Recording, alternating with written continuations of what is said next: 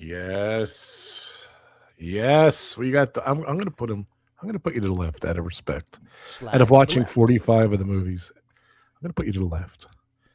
Welcome to Pub Talk, everyone. How's it going? I can't believe this guy. I don't know. I can't believe he's still alive, to be honest with you, what he told me earlier. So what's up, buddy? What a fun night. Welcome, everyone. What a fun night it was. Yeah, welcome to the pub. Welcome to Pub Talk episode 117. Welcome to Yes. anyone watching on Rob's channel. Welcome Yeah, to anyone welcome, watching guys. on my channel. Welcome to anyone listening to the audio feed in the pubcast. Yeah, welcome. Yeah, this is our Oscars recap, reaction, and results stream or podcast, if you will. Um, there we all were last night, obviously having a great time.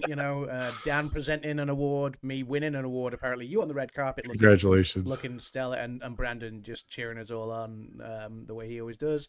So Thank you, yeah, Brandon, for the yeah, support. I yeah. love you, man. We love No, you, man. love you, man. Love you guys. Yeah, no, it I was think I think Dan said La La Land for the winner last night by accident. So yeah, he probably did. Yeah, I yeah. think he did. So No, he said Marty Supreme, obviously. he did say Marty Supreme. Oh We'll my get to god, that. I can't wait to talk about last night. That's for sure. Oh well, what Ooh, an award season it's been. What a night it was. The Oscars didn't disappoint. well, I think it felt like one of those years where a lot of it went to form as we were expecting, but as we always say, there's a couple of surprises and shocks, and yeah, last night stuck to that. So yeah, it was a great night. We all kind of watched it as a well, not we didn't watch it as a group, not that we were all together, but yeah, but we kind of communicate as a group, don't we? In a yeah, group a little chat. chat. It Um, was fun. and I just yeah, wish I was at your house because you had a good spread over there. So I'll always do the old the I wish Oscars you could share the buffet. spread of what you got going on over there. I was There was jealous. yeah, there was popcorn, there was chips, there was chicken, there was pizza and garlic bread and all sorts of stuff. So yeah, no, it was good. Nice. Yeah, Nice. I love our yeah. background too, by the way. Yes, the Pub Talk background, the Pub Yes. Talk official pub, Yes. as Official it's now pub. known. Yes. Which was kitted out obviously for our Oscars celebrations. This is a London pub established 2019, and yeah. Let's get to it. Let's do this. Let me just queue up the first videos and things. So obviously, yeah, 24 categories last night. A couple of historic moments to get through. I guess the show obviously started with Conan O'Brien, the host. And he kind of replicated Gladys Lilly from Weapons, which was Amy Madigan's character in Weapons. He kind of replicated that, and you saw him running through the scenes of a lot of the Best Picture nominees or the major picture You had to nominees. see that movie to kind of get that joke, but that really Yeah, wasn't a. it I was kind of knew about it, but it was good. It was a good way to open, and then he developed what I thought. He delivered what I thought was a great opening monologue. A lot of good nods to the films, recognizing the films that were up for awards, up for nods this year. So he recognized all of them. He let in some humor. He took a few digs at Netflix and Paramount and a few other things. But yeah, I thought it was a yeah, this great was opening edgy, monologue. Conan. Edgy. It was slightly edgy, yeah. It was, Yes. yeah. I do think it was slightly edgy, I guess. But he acknowledged that obviously the way the world is right now, there's a lot going on, and there are times, and reasons for people to maybe be fearful. But he kind of flipped that and kind of said the Oscars is one of those things, that we're celebrating, films and achievements and things where it's all these films were put together. I think there was 31 countries sort of celebrated last night in across the You said that, filmmakers, yeah. and thousands of people that come together from across the globe to put these films together, to tell these stories, and to ultimately give people hope for a better future. Yeah. So I got to admit, I told Adam earlier. Yeah, I'm sorry to cut you off, but I Adam said all day long yesterday. Oh, it starts an hour earlier. I thought it started at 8 again. I'm such an idiot. I'm like, oh, so I was rushing around. So it did start 7 p.m. And there's only a 4-hour time difference with Adam. So do you think, and in the UK, was it more perceived? Was it more popular this year? I don't even know. like certain things are popular, certain things are not. I don't think the Oscars are that popular in the UK, but I Um, could be wrong. I mean, the Oscars are popular, but yeah, it's not something that But every like, did this household help? has Did on. this help? It certainly would help for. I mean, the one thing is, of course, it's a Sunday night, and with the Yeah. time difference, with the time difference, it's always late on a school night, shall we say? So it's not something that everyone will stay up to watch live, because people have got to get up for work in the morning, people have got to get up for school, for college, for university, whatever they're doing. Um, for appointments and whatever else they've got going on in their lives. So it's not necessarily something that everyone will stay up Yeah. to Yeah. watch, but I know people that do. Like the Because Super Bowl. Is it big in the UK? I guess it is, right? yeah, the Super Bowl. Yeah, I mean NFL has got bigger in the UK, Okay, so I was just people curious. do stay up. Like there, I know places that have Super Bowl parties and stuff like that. Like Okay.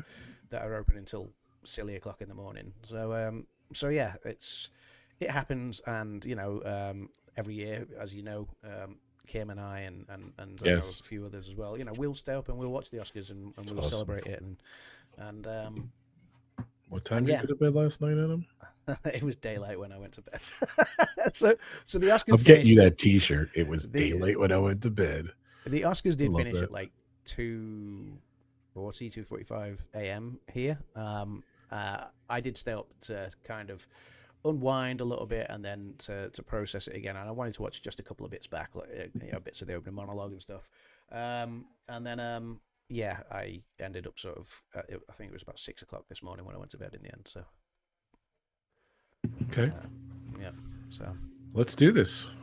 Let's do this. So obviously, 24 categories this year. The inaugural brand new casting category was announced. We're not going to get to that one yet, but yeah, 24 categories, and we'll do these in order that they were presented on the night. So yeah, they always start with one of the supporting actor or actress categories, which we weren't sure which one it was going to be. Both the supporting actor and actress categories were wide open races. We knew there was no lock there necessarily, but yeah, this one was the video's queued up. So this one was the first category presented on the night.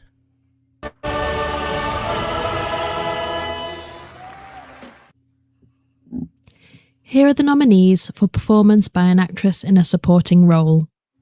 Elle Fanning, Sentimental Value. Inga Ibsdotter Lilas, Sentimental Value. Amy Madigan, Weapons. Wunmi Masaku, Sinners. Tiana Taylor, One Battle After Another. So this was a 3-horse race. Like you'll be able to see our predictions here, Rob. If you show that image, there we go. Yeah. So I think obviously Dan went with Elle Fanning from Sentimental Value. I don't think any of us picked Inga Ibsdotter Because he liked her Lilas. name, Yeah. I think, right? Is that Yeah, what? that's right. Yeah. Unfortunately, the two girls from Sentimental Value, both great performances, but neither of them were really in the conversation here. But we did have Amy Madigan had won at the Critics' Choice Awards and the Actor Awards, formerly known as the SAG. Tiana Taylor had won at the Golden Globes, and Wunmi Masaku had won at the BAFTAs. So really, it was a 3-horse race. I think a lot of people were actually predicting that it might go to Wunmi Masaku in the end, but as you can see, quite a few of us backed Amy Madigan for her double win so far in award season, and we got that one. We got that one right because Amy Madigan did win that award. So that kicked off for us. Like I remember last year, I think I got a couple wrong in the first two that were announced. I was like, whoa. I think Noah raced into a lead last year really quickly, as I recall. Whereas, yeah, this year started off with a correct prediction. So to set the tone of the evening. And yeah, what a great performance Amy Madigan's was. Like I say, Conan sort of parodied that at the start of the show. And if you've not seen Weapons, I mean, it's a horror movie, and I know you're not a fan of horrors, Rob, but it is a great movie. It's a bit crazy, but it's thoroughly enjoyable. There are good light-hearted elements to it. Sort of to break up a lot of the tension, and I just think it was really well done. Really well told story. One of my top movies of the year, I think. That's awesome. Yeah, so I was really pleased that Might Ed have to watch won this it. award, and the first time in like it was 40 years between her nominations. She was last nominated in 1986. Four? Um, Do you remember? I can't remember. I did have that information recently. I don't have it to hand right this It's okay. second in time. But yeah, she was nominated in 1986, and obviously then 40 years later this year. Yeah, so and yeah, she won this one. So so yeah, where is it? Funny Let me have a speech. look. A great speech. I didn't realize that Ed Harris was her husband as well. But when Okay. when we were doing the red carpet stream last night, I saw them both on the red carpet, and I was like, "There's Ed Harris!" Like, and I didn't, and it was obviously when she was doing her speech, and like you say, it was a great speech. But she gave she paid homage to the other girls in the category who kind of Yeah, it was welcomed her with nice. open arms while they were doing the Yeah. press and tour circuits and all the junkets and stuff. So Yeah. yeah, it was Twice in a really, Lifetime was the other movie she was in 1986. Twice in a Anyone was Lifetime. wondering, That's yeah. correct. Yeah. I don't So, recall that movie, but yeah, I would have only been 5 years older. that's all. So yeah. All right, So, on to the next ones. That was good. It was a good start. A It lot of was. people picked her, so. It was a good start. Yep. So I'm just queuing up the next video. Sorry, I should have done that sooner. But I made so Adam do the videos. the next category to be announced was.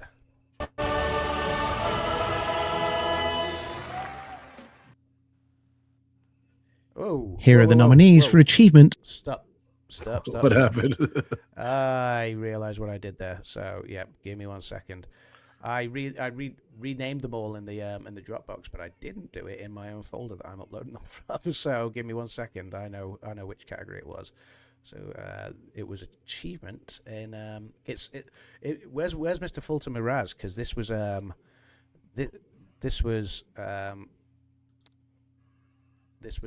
Fulton's category that he was looking for. Sorry, I was just I was just seeing that that comment come up, but I'm glad we got rid of that one.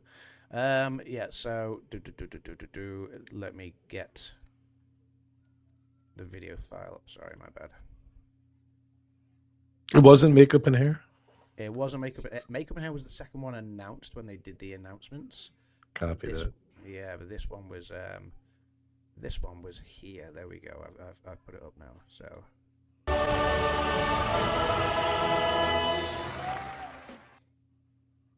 Here are the nominees for Best Animated Feature Film: Arco, Elio, K-pop Demon Hunters, Little Amelie or the Character of Rain, and Zootopia 2.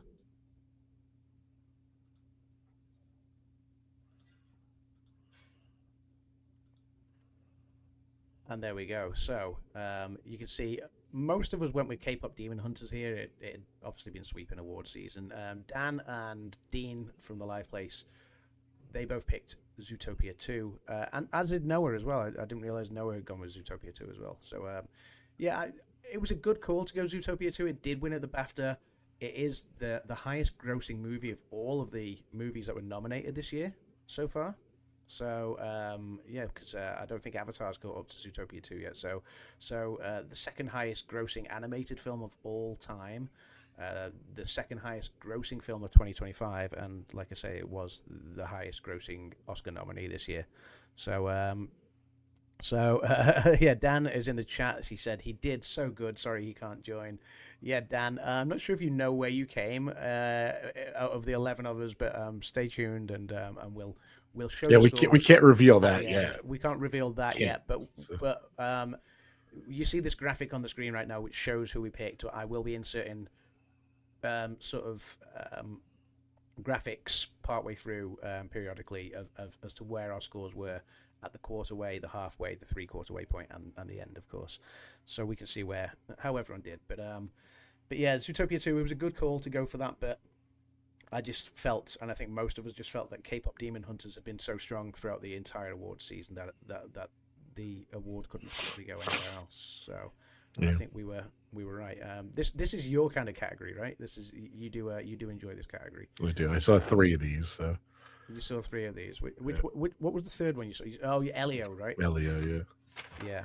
I did see that one that little Amelia or the character of Rain looked a little odd. I was looking at it. We're watching back this morning, me and my son. So That was actually probably of all of the animated films. I mean, it Zootopia was 2 was good. great. Zootopia 2 was great, but Little Amelie and the character of Rain, I think, was the Okay. cutest one, the sweetest one. Like, I Cute, actually okay. really enjoyed that more than I thought I would. So yeah, so Little Amelie and the character of Rain. Like, if I could have picked my own winner, I think I would have gone with that one. Wow, I mean, interesting. yeah, K-pop Demon Hunters was really well done though. It was a juggernaut of an animated film, and Yeah. you know, like I Same say, it people just did Spider-Man. felt like, So yeah, so it just felt like it was going to sweep, and it obviously did. But yeah, so there we go. And sticking with the animated theme, the next category was.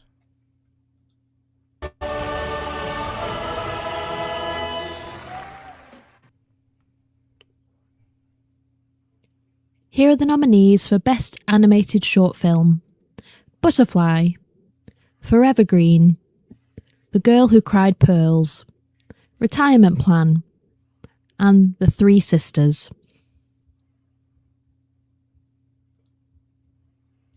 I got excited on my shorts that I put. I was like, yeah, controls in this short, Adam. And I didn't realize the controls in the background of every single video.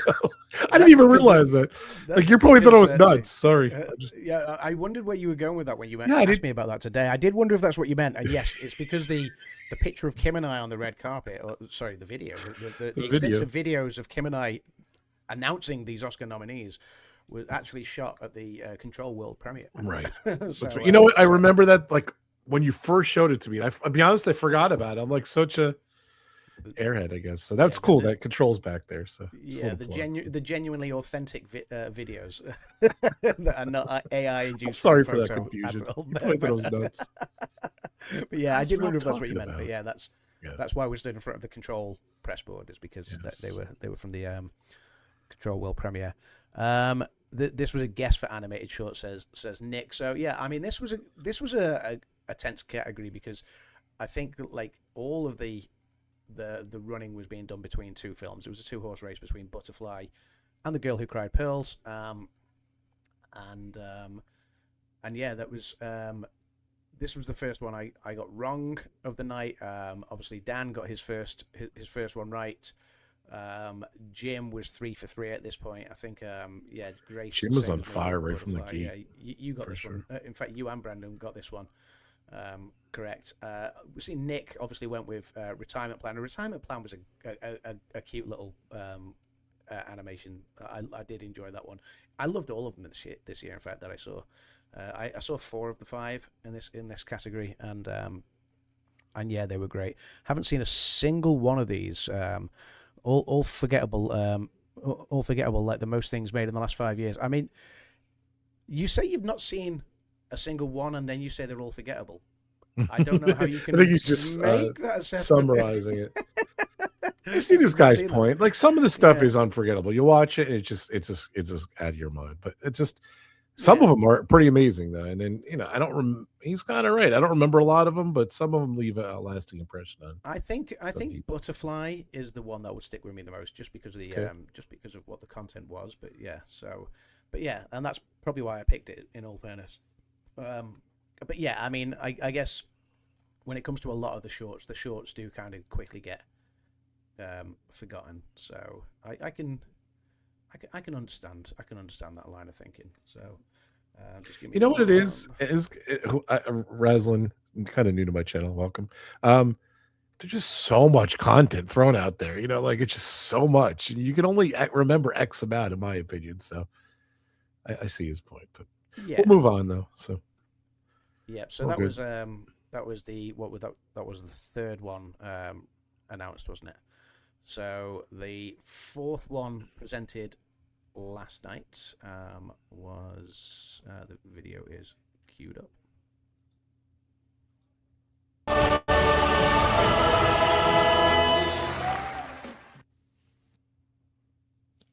Here are the nominees for achievement in costume design: Avatar: Fire and Ash, Frankenstein, Hamnet, Marty Supreme, and Sinners.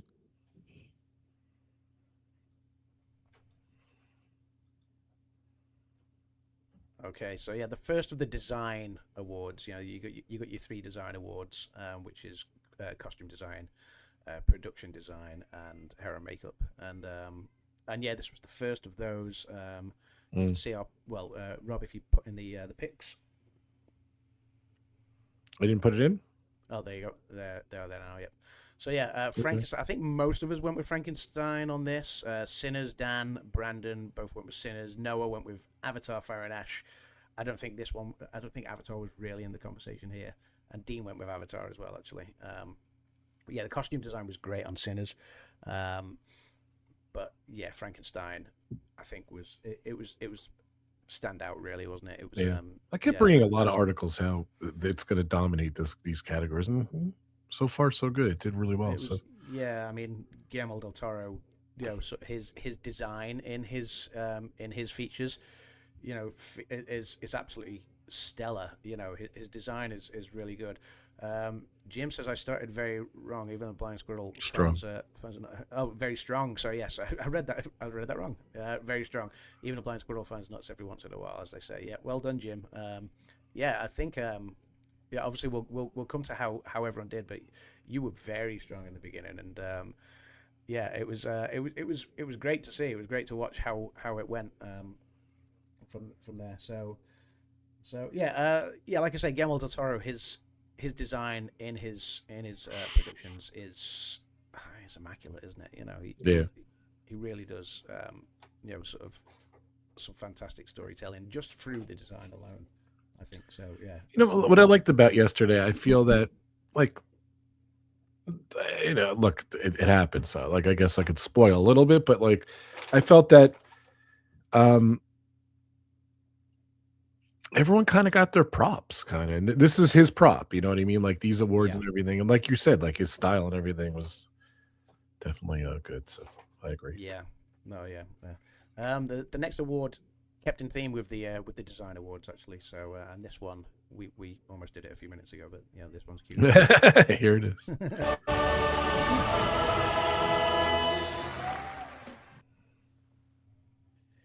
Here are the nominees for achievement in makeup and hairstyling: Frankenstein, Kakuo, Sinners, The Smashing Machine, and The Ugly Stepsister.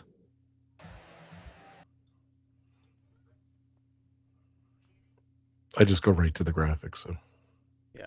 So yeah, good choice. Yeah. So again, Dan stuck with Sinners. Obviously, most of us, I think, went with Frankenstein. Yeah. In fact, it was only Dan and Ray that went with Sinners here. Everyone, I think, for the makeup and hairstyling, it seemed the likely bet, and I think that's based on how award season had gone elsewhere. Yeah. I don't agree that Frankenstein is the film that was most deserving of this award. Really, it should have gone to Kakuo, the Japanese film.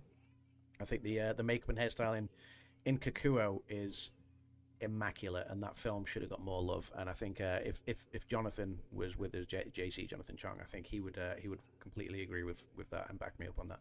Kakuo, but he didn't pick it. No, but I think we both went with our heads rather than our hearts. Yeah, of course. But we'll get to that. I think Kakuo was the one that should have won it, and it does sadden me when you can see that other films are probably more deserving of recognition. Sometimes the Academy surprises and does pick that, but sometimes it just tends to go with a more popular vote almost. And yes, it was interesting actually this year because I think this was what kind of did well for Amy Madigan in Weapons. I think because Weapons was only nominated for supporting actress, it stood that there'd been a rule change this year where before the voters were allowed to submit their votes, they had to confirm and prove that they had actually watched all of the nominees, whereas in years gone by they didn't have to do that. So I think a lot of people just for every category or like the majors for everything that they were voting in. Yeah. So yeah. How do you prove you've seen it? They give you a quiz or something? I don't know how. I don't know the methods of proving, but there was that this year where they did have to confirm that they had basically seen everything that was up for those. All 45, all 50, whatever, all movies. Yeah. So, but that stood well for, like, you know, if Weapons is only nominated for Best Supporting Actress, you know, that in years gone by, people maybe wouldn't have watched it and would have just gone for something else that they actually had seen, and Interesting. it's like the year 12 Years a Slave won for Best Picture, and half the Academy actually admitted to having not even watched the film at the time, but had voted for it anyway, just based on on the popularity of it. So that actually came out at the time. So it's good now that they're implementing this and making sure that people are respecting the work, respecting the craft, that has been done, and when people are casting their votes, they're actually taking the time to take in and appreciate these performances or the filmmaking in general. But yeah, Frankenstein obviously took this award, and I'm going to say deserved because it was good, but like I say, it should have been Kikuo really in my eyes. Well, it's cool. Like when they show like the video things, you're like, wow, it did look amazing. Yeah, for sure. Yeah, it's really cool. I wish they can.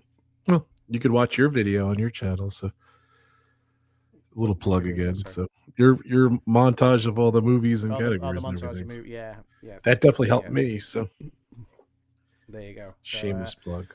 Yeah, so the 6th category was the inaugural brand new. They made a big deal of this too, by the way. Yeah, and rightly cool. So. If it's the first time, I mean, they've campaigned for this to be in the included in the Oscars for a long time. Casting directors campaigned for this. In 2 years' time, we get another new category. So stunts, right? Yeah. Stunts will be coming to the Academy in 2028, which is for the 100th Academy Awards. So yeah, very much looking forward to that as well. But yeah, we got our first new category in years. I can't remember the last time they actually put a new category in. I know they took a category out a few years ago because they changed sound editing and sound mixing into they just merged it into one sound category.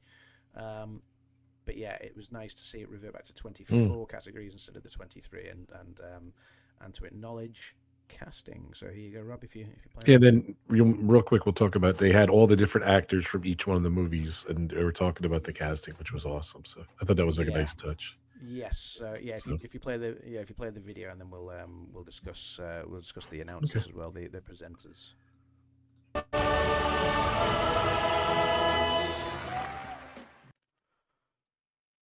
Here are the nominees for achievement in casting: Hamnet, Marty Supreme, One Battle After Another, The Secret Agent, and Sinners. Yeah, so this was good because they had Paul Mescal on stage, who was snubbed for supporting actor, whereas he had been acknowledged at other award seasons. But you had Paul Mescal on stage representing Hamnet. You had Gwyneth Paltrow on stage representing Marty Supreme. You had Chase Infinity on stage representing One Battle After Another. You had Wagner Moura on stage representing The Secret Agent. And you had Delroy Lindo on stage representing Very cool. Sinners. Nice touch. It was a lovely touch because they all acknowledged their respected casting directors. It was great to see Nina Gold getting some acknowledgement. She is the casting director for Hamnet.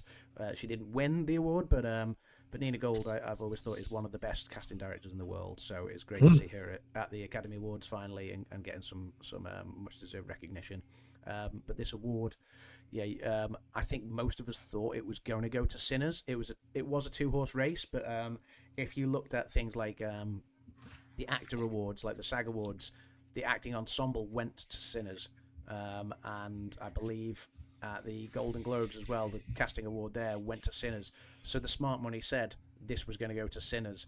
I got it wrong. It was a. I want to say it was a shock, but given that this is the first time they've presented this award at the Academy Awards, can you really make a first time a shock? I don't know. It was. That's what we said the other day. The two big leaders of the entire Oscars race, Sinners with 16 nominations, One Battle After Another with 13 nominations. They were head to head in so many of the craft categories that it kind of. It made sense that it was going to go to one of these two. Like I say, I think everyone's smart money based on the SAG Awards or the Actor Awards and the Golden Globes. Everyone's smart money was on Sinners. we got this one wrong because it did go to one battle after another. But again, that's a great cast as well. Leonardo DiCaprio, Tiana Taylor, Chase Infinity, Sean Penn. Like, what a cast that is. Benicio del Toro. It's.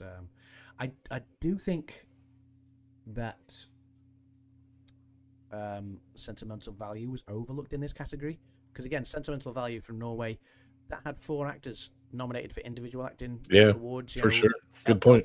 Elle Fanning and Inga Ibsdotter Lilias in supporting actress, Stellan Skarsgård supporting actor, and of course Renata Reinsve in leading actress, all nominated. Yet this one got completely overlooked in casting, which did surprise me. But yeah, maybe that should have been in over Marty Supreme or Hamnet, in my opinion. But I was gonna say, does it hurt that was in Norwegian and it got overlooked and stuff? But then I was thinking, like, what's it called? It didn't exactly Parasite. Didn't hurt, Secret Agent. No, it didn't hurt The Secret Agent. That's true. Which was, that's Secret true. Agent only had one actor nominated for which was Wagner Moura. But that's true. So very true. So will you guys be talking about how the Oscars will be moving to YouTube? Yes. I mean that's in 2 years' time as well. So when they bring out the Stunts Award, that is something that will be coming to will be changing as well. So the 100th will be on Netflix. On Netflix, no, YouTube. Right? I mean YouTube. Yeah, definitely. Yes. Yeah. Okay. Yeah. Do you have to pay for it, or is it going to be free? I don't know why I said Netflix. I think it will be. I think it will be free. I don't think they're doing this as a paid thing. I think it will be. I think it will be free. I think they're trying to make it appeal to a younger demographic. Basically, is where they're going with this. So you see a lot of younger people these days don't really watch TV. They watch stuff on the internet. Yeah. YouTube, TikTok, things like that. And they play video games or watch stuff on their phones. So cable television or satellite television or terrestrial television or whatever whatever you have, people are just not tuning in anymore. And I think that's where the Oscars viewing figures have been hurt over the years. And the Oscars have constantly battled with their viewing figures for the last decade, where they've been trying to find ways to up the figures back to numbers that they used to be. You were asking before as to how many people in the UK watch it. I mean, even in America, the figures have dwindled and dwindled. So I guess the putting it on YouTube is their way of trying to appeal to the next generation of viewers. So but that was that put us a quarter of the way through the night. So Rob, you can put the graphic up that I've just input. 1 second, I'll just look it up. I just want to see what the viewership was. Yeah, that's fine. If it was, it's not out yet. Figures. Last year, 19.6 million people watched it. So I think they could definitely pull that off on YouTube, not Netflix, YouTube. Yeah. So as we can see there, after 98, the 98th Academy Awards, after 6 awards presented on the night, Jim, More Sunshine Please, doing all the hard running, 6 out of 6 correct at that point. So well done, buddy. You did amazing, Jim. He had a flawless start. He was doing really good. Dan, are you still with us? Your Marty Supreme theme, your Marty Su theme was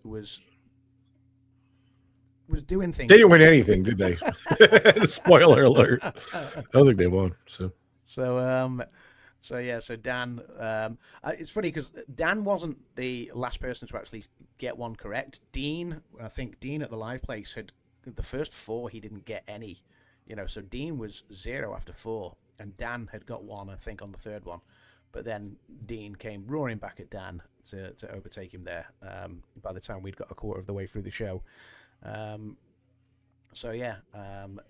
you were following Jim up closely at 5. So you did. I think jokingly I said I wanted 20 something picks or something, which I knew I wasn't getting. So my whole goal is to get to 19. So I think people have won with 19 wins for picks, right?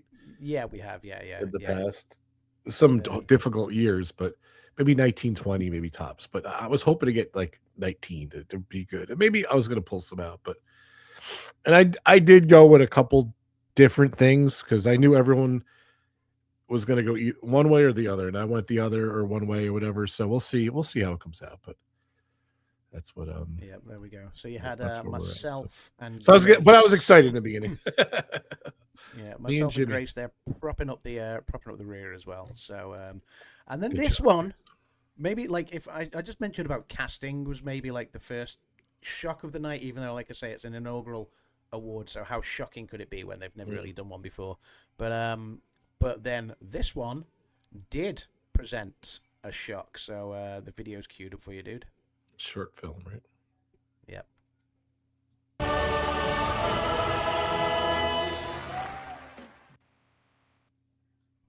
Here are the nominees for Best Live Action Short Film: Butcher's Stain, A Friend of Dorothy, Jane Austen's period drama, The Singers, and Two People Exchanging Saliva.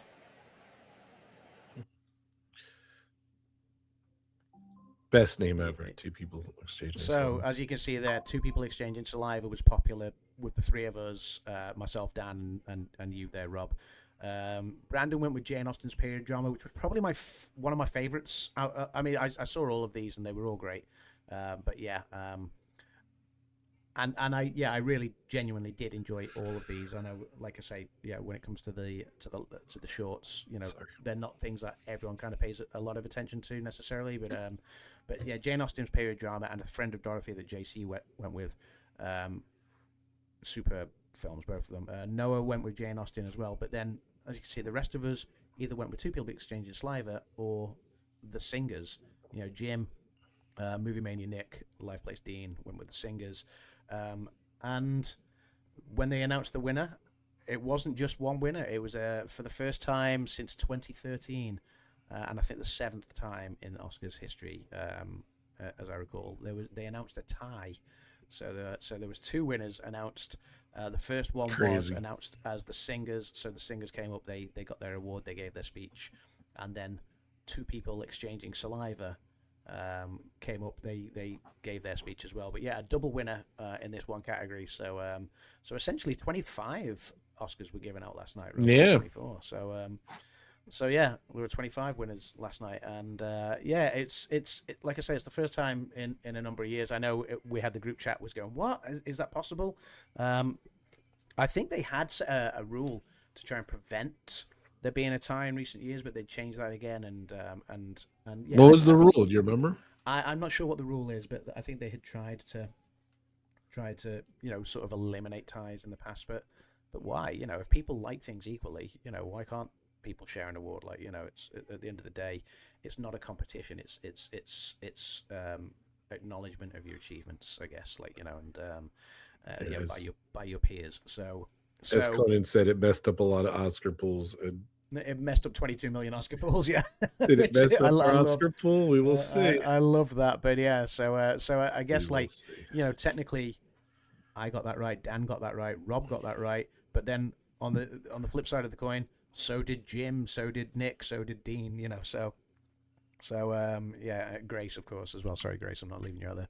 But yeah, so yeah, it was interesting to see a tie announced for the first time in a number of years. And like you say, Conan joking that's probably just messed up 22 million people's Oscar pools. Yeah, we did make sure that everyone that had picked either of those two films got the point on that one. So yeah, that one was. Really we good. should do something what eliminates a tie. I don't know how we would. I don't know, like how many times Conan said like opera singer or something. I don't know, something stupid that we could eliminate if we had a tie. I'm just saying. If we had a tie. So we've had ties in the past. I don't know about this one yet, but well, the problem is, I mean, if you look, if that graphic, sorry, I've just taken it away, but the graphic showed that me, you, Dan, and Grace had all picked one film, and Jim, Nick, and Dean had picked another. You know, like when you're saying you're trying to now guess a number of how many times Conan says something, but all seven of us would likely give different numbers. So, so yeah, it was. Or I don't know, maybe I got a good one. Whoever gets their votes in first, it breaks the tie. It breaks the tie. Everyone's scrambling to just get theirs kidding. in quicker than Noah. Yeah. Oh no! Oh my Noah's the God! No! first year on year. No was the first hour. Boom! He sent it. Yeah, which was yeah, awesome. yeah. And Noah's he didn't picks were change in. anything. So, Noah's picks were in the same day as the nominations were announced. Right? yes, So he's yeah, amazing. he's So, yeah. Fair play to him. He's steadfast and he just I love he that goes kid. along with it. He's awesome. He picks with conviction and he sticks with it. So, but yeah. So that was the 7th category. The 8th category is queued up.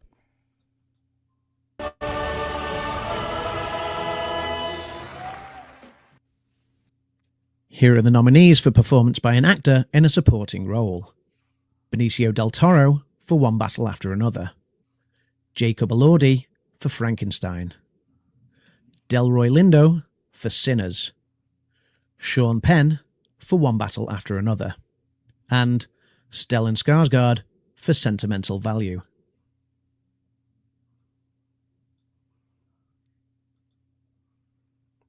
And yeah, this one was again an open race. You know, it was interesting that none of us went with Jacob Elordi, who won the Critics' Choice Awards earlier on in the season. But I think it seemed to be certainly a 2-horse race between Sean Penn and Stellan Skarsgård. A few people liked Delroy Lindo as well, and I'm not just talking about a few people among us. There was a lot of love for him among the Academy voters. But yeah, this one went to Sean Penn, who was kind of not even in the questions, not even in the conversation earlier in awards season. Stellan Skarsgård had won at the Golden Globes. Like I say, Jacob Elordi had won at the Critics' Choice, but then Sean Penn came on with the BAFTA and the SAG, the Actor Awards, later on in the season, and that momentum seemed to carry him through. He wasn't there to collect his statue, so that led to a really quick category there. Not a long drawn out speech or anything like that. I thought that was kind of lame, but Adam said he said all along he wasn't going. But yeah, he's won 2 before, so he decided this time he wasn't going to do all the campaigning and the circuits and stuff like that. So he wasn't at the BAFTA either. I can't remember if he was at. I think he was at the.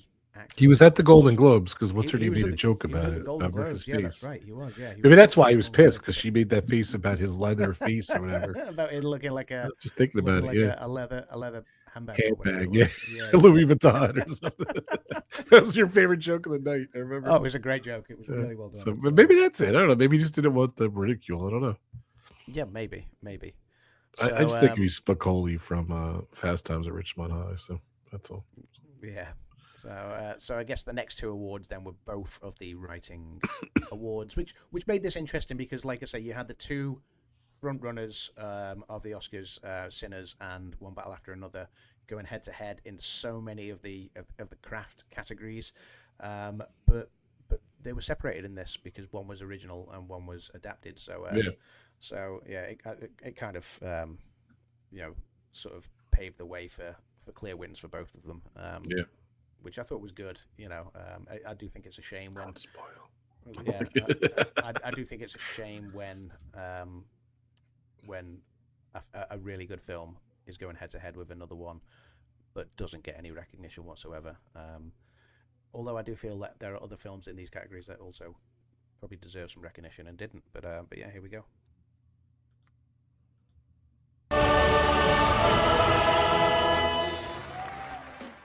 Here are the nominees for writing Best Adapted Screenplay. Begonia, Frankenstein, Hamnet, One Battle After Another, and Train Dreams. By the way, I didn't even know who Jacob Elderdy is, whatever the hell his name is. I've seen him. I know he was in Frankenstein. I had no clue he was. I just didn't know his name. I was kind of chuckled there. I forgot to say that before. So yeah, and now he's working No with Margot clue. Robbie as well. yeah. So yeah, I just came out of digital. Came out quick. So, yeah, but yeah, no so- love to him. I felt bad. So Yeah, like because bearing in mind he won earlier in awards season. But Yeah, then like you were in a telling me, I forgot. conversation, So yeah. yeah, But yeah, this one, as you can see, like most of us went with One Battle After Another, with the exception of Dan, who went with Hamnet, and Ray, who went with Begonia. Hamnet was good, and it was a good adaptation with Chloe Zhao and Maggie O'Farrell. I think Begonia was great, and I thought Train Dreams deserved a lot more love than it got, because Train Dreams didn't pick up anything, unfortunately. But yeah, I this kept one, thinking that. I know you like Train Dreams all night. I was thinking, I'm like, man, that movie's getting zero love, zero. yeah, it So got I know you zero. liked it. Yeah, but no, I mean this one, Paul Thomas Anderson winning his first Oscar. And what I thought was really funny, actually, just to go back an award or two, in the inaugural casting one, was Paul Thomas Anderson's casting director. Obviously, he'd won for one battle after another, and she's worked with Paul Thomas Anderson for years. They've worked together for decades. They kind of grew up together. And she joked that she'd finally won an Oscar before he had. Which, She had it first. That was a great yeah, joke. yeah, which was great. But this That is was where Paul funny. Thomas Anderson finally Yeah. got his first Oscar as well. So Yeah. yeah, and it was well deserved. And then where was Train Dreams shown? It's on Netflix, I believe, as I recall. So Adam's so good. He has a list of where you could find every movie. So I'll look. So. yeah, it had I think it probably had a limited theatrical run, but yeah, it was. I did enjoy Train Dreams. It's nothing. It's not an epic blockbuster, but it is a great story. It's very well told. So but yeah, sticking with the How many nominations did he get? I think 2. it was Yeah, you put 4. Netflix 4. Best Picture. Oh, 4. Yeah. Yes, it's 4. I'm sorry. Yeah. Yeah, it was on Netflix. There you go, Nick. There you go. So, but sticking with the writing themes, the next category, is it still on the 10th Adapted, right? tonight? Yes. Yeah. Original. Original. I'm sorry. Yep. We just did adapted.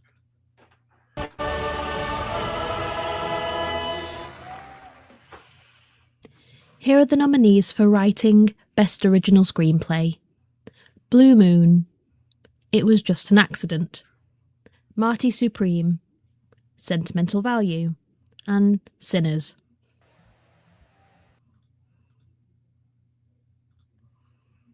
And yeah, I think most of us knew where this one was going.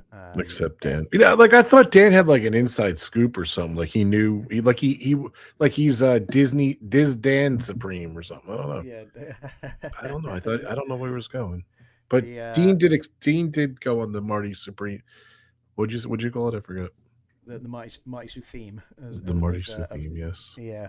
But no, this one was Sinners all day long. Yeah, Ryan Coogler won. But yeah, that's what I was kind of saying. Like they kind of like there's the recognition. I thought that was kind of cool. Maybe whatever the future held, that they both got it. And I saw a nice little picture of them kind of together and stuff like that. So Yeah, and again, like because during awards season, they all go on the sort of journey together, and they all become really good friends. And it was nice to see all that support between the fellow nominees. Last night, not like a few years ago when Jamie Lee Curtis won the Oscar and I can't remember who the supporting actress was, but she didn't even clap. She was so kind of put out that she'd lost the Oscar. then you're going to say night- Rue McClanahan from No, Golden Girls. No. I know you didn't say it. I You can't said remember who it Rue. was from. Yeah. From Black Oh, it Panther. doesn't matter. But yeah.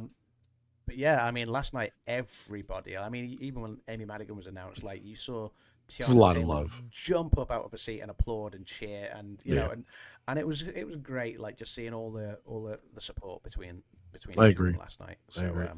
yeah, I thought that was really good.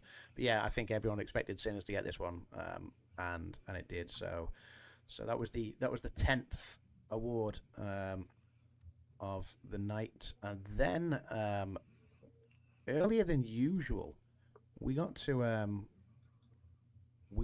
In Memoriam, which this year was obviously a heavy and hard hitting one. We lost a lot of people this year. There are so many that actually some names were omitted from In Memoriam this year, which has caused a bit of an uproar, a backlash. I think that happened last year as well. Like in 2025, there was some names omitted, and the Oscars did comment on it. The Academy did a comment on it and said they all the way up through rehearsals they don't know how, and it kind of changes a lot. They don't know how the whole segment's going to finish up.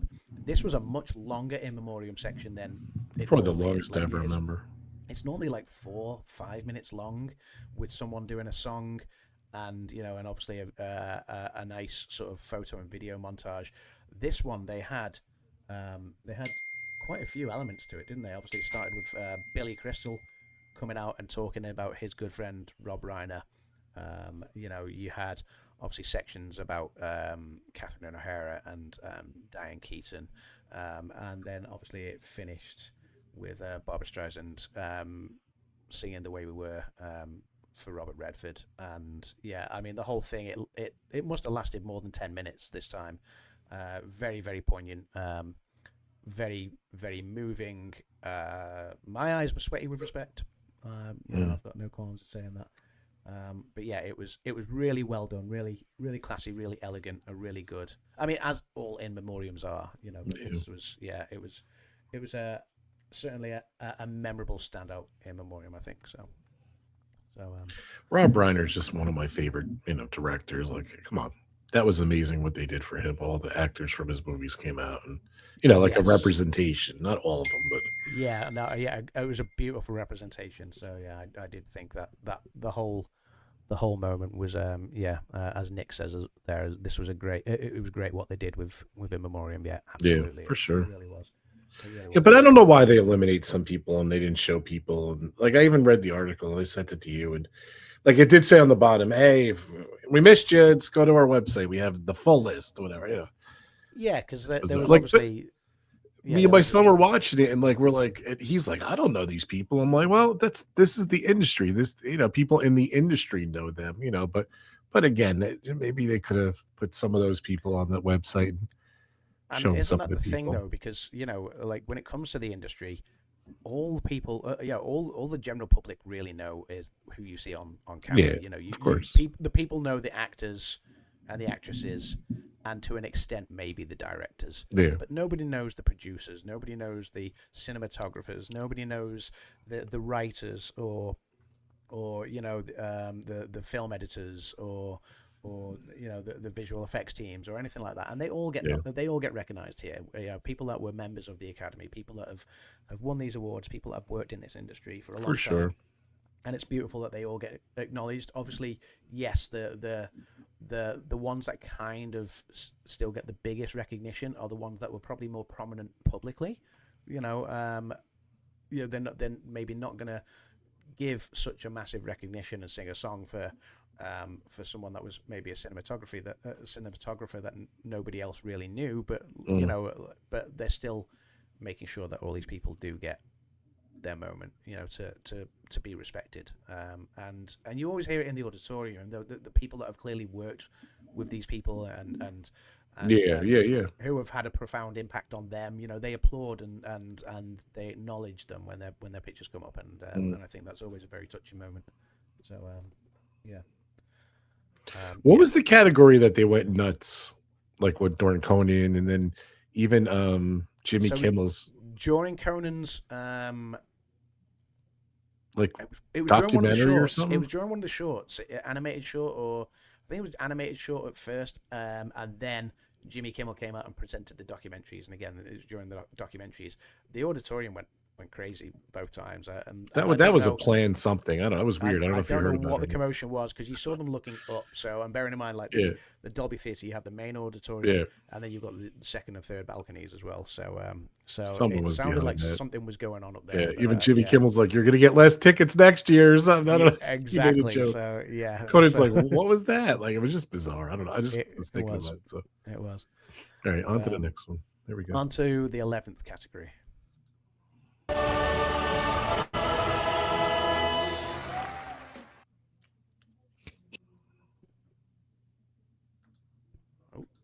I messed that up for some. Yeah, I'm sorry. Let's do that again. Sorry, guys. That was my fault. Here are the nominees for achievement in production design: Frankenstein, Hamnet, Marty Supreme, One Battle After Another, and Sinners.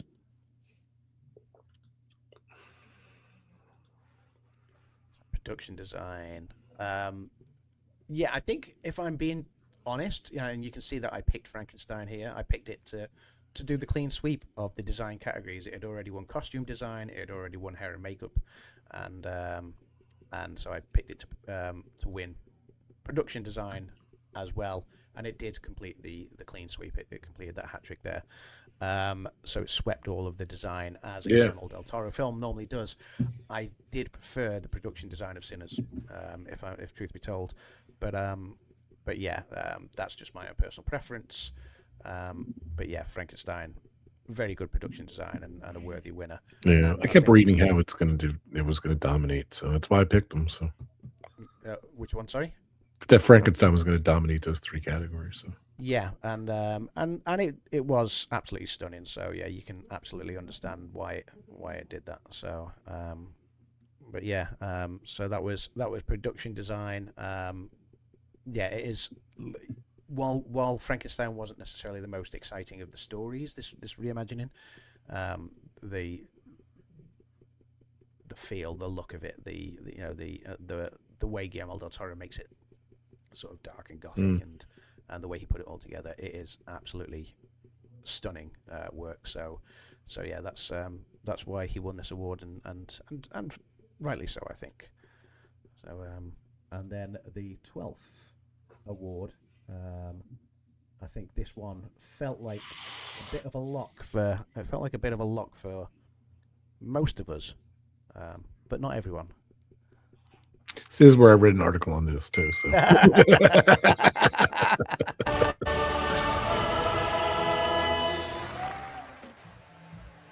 Here are the nominees for achievement in visual effects: Avatar: Fire and Ash, F1, Jurassic World: Rebirth, The Lost Bus, and Sinners.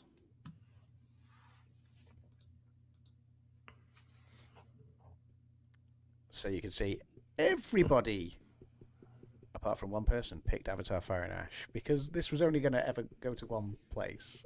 it's just so not me. Like I actually changed. I had Avatar and I changed it like right before the You picks did. went in, which is dumb. So, but I did read that it was going to win. So it was a really strong contender. At F1, it was pretty much like it wasn't even nominated. Yeah. I mean, F1 So, was nominated for obviously Best Picture and the technical awards, so Yes, VFX, yes. film editing, sound. So I can understand why you would have picked it there, because it was doing so strong in the technical awards in terms of nominations. But yeah, I mean, this was all day long Avatar, but like you don't hear anything about like it didn't get Best Picture. It didn't like got 2 nominations. Like it's the first Avatar film that wasn't nominated for Best Oh, Picture, but yeah. it is. I mean, it is the first film series to win Best Visual Effects for its 3 films. For its first 3 films, first 3 I consecutive should have entries. picked it. That was dumb of me. So yeah, it won the hat trick there, because the first Avatar film won visual effects, the second Avatar film won visual Yeah, effects. because at this point, I think Third I one. was really good, and with Jim and everything, Jim was kicking ass at this point, and I really should not have picked F1 in hindsight. But whatever, I changed it. What am I going to do? We'll see. We'll see the fate if it actually affected me or not. We'll talk about it later. So, Yeah, yes, I think Rob Dumb move number 1. if I'm not mistaken, yeah, Joe Letteri became who was one of the VFX guys for Avatar. I think he became the most awarded visual effects artist of the modern era. Basically, that's his 6th Academy Award. So, Oh wow! So You could have told me this on the pre-show. I'm not gonna let you out predict me.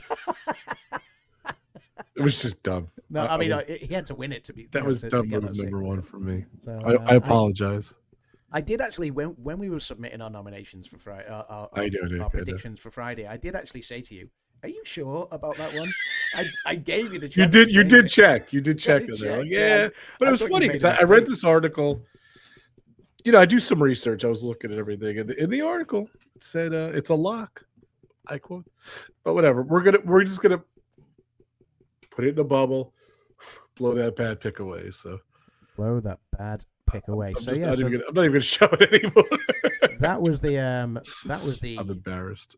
that was the 12th one. So let's take a check halfway through the halfway point of the night. So we'll take a check as to where we all were with our predictions.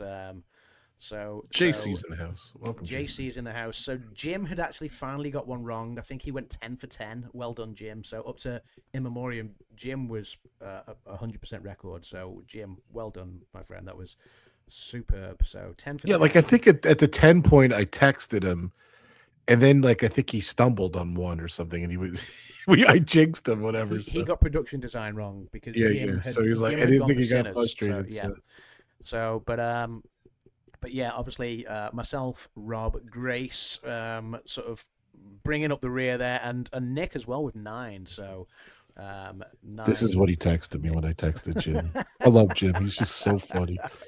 Let's go. Yeah, let's do it. He just cracks me up. I just look at Jim and I laugh because he just cracks me up. Yeah, He's so awesome. there we go. So that was the halfway point. So yeah, see, look. Sorry, Jim. It's kind of like doing this with the on the water slides, the Rob Fuzz. so 11 of 12 right so far. And then this is where Jimmy Kimmel came out, obviously, and he was presenting the 2 documentary awards. So I'll just get those lined up. That's first. where they went nuts.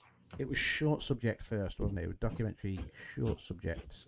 Short first, yes. That he announced first, which the video is there ready for you.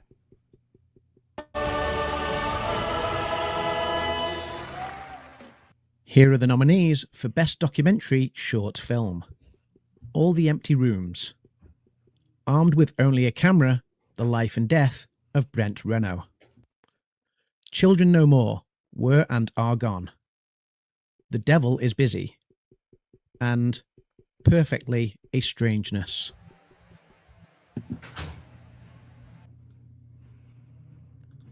Okay, so I didn't get to see The Devil is Busy. That was one that I didn't get around to seeing. Perfectly a Strangeness was cute, but I didn't really get what it was about. Like, there was no dialogue or anything like that. It was just, it followed some goats around.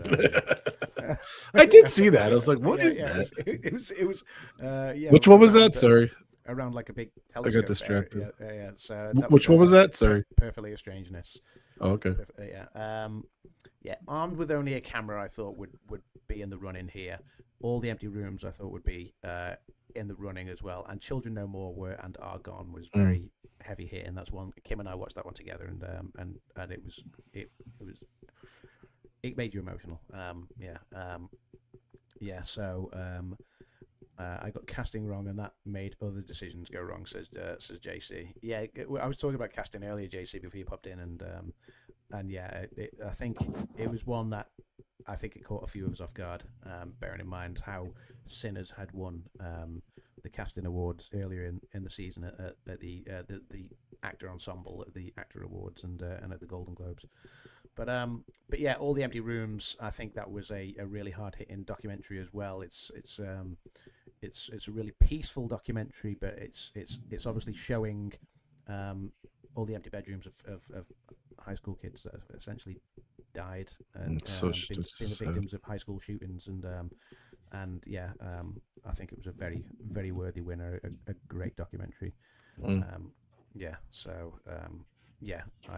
I wasn't disappointed that one won at all. Obviously, I picked it, but it was a really good documentary. But yeah, this one, the next, the documentary feature, I think, I kick myself here because before Friday, I'd convinced myself that the one that wins, and we'll cover that in a second. I'd convinced myself that it was going to win, and then I changed my mind. But this is your turn for blunder. Yeah, so. Yeah. It's a documentary. It's funny. I think on the pre-show you were talking about it, talking it up, and I don't know. Yep, and I highly recommend anyone watch it still. So, but the one you picked was very deep, very good as well. Very good as well. Yeah, I actually want to see it. I was watching the preview, so yeah. Let's bring it up.